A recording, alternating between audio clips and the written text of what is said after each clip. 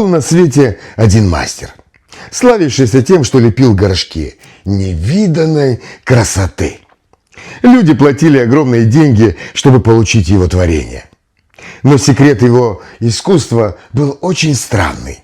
Каждый горшок почему-то рассыпался в пыль ровно через год после его продажи.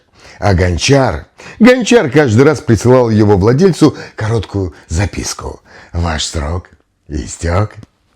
Один богатый купец, возмущенный потерей любимого сосуда, пришел однажды к мастеру с гневом и спросил: «Зачем ты уничтожаешь такую красоту? Ты что, ненавидишь свое собственное искусство?» Мастер, не отрываясь от круга, где вращался новый ком глины, ответил: «Я продаю не горшки». «А что же?» – взорвался тогда купец. «Глину? Узоры?» «Я продаю понимание», – сказал мастер. И его руки плавно вытягивали стенки сосуда. «Но люди мне платят за горшки, поэтому я даю им горшок, а через год возвращаю им понимание». Купец сел ошеломленный, а мастер продолжал: «Посмотри, вот глина», и ткнул в массу пальцем.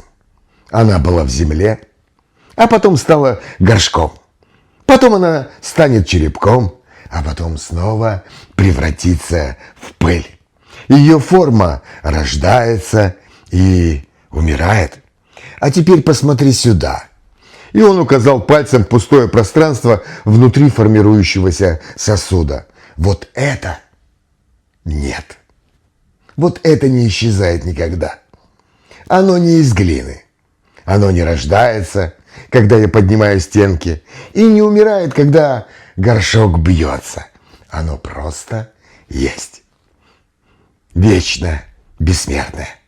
Оно неделимо. Разбей горшок хоть на 100 частей, и оно не разделится. Просто станет свободнее. И я продаю вам именно это. А люди смотрят на глину. Купец молчал, глядя на пустое пространство внутри будущего сосуда. «Но зачем тогда лепить горшки?» — наконец выпалил он. «А как еще показать пустоту?» — усмехнулся мастер. «Глина приходит и уходит, а то, ради чего все это, остается навсегда. Тот, кто это видит, перестает плакать над черепками, и он начинает ценить само пространство, в котором любой горшок — лишь временный гость. Он, наконец, понимает, что купил не вещь, а свободу от вещей».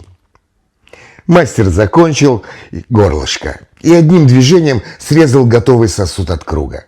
«Ваш старый горшок разбился, и вы сожалеете?» Купец посмотрел на свои руки, будто впервые видя их. «Нет», — тихо сказал он, — «я, кажется, наконец получил то, что покупал». Мастер кивнул и улыбнулся. И протянул ему новый горшок, еще влажный. На этот раз бесплатно. «Держи. Все равно вы платите не за него».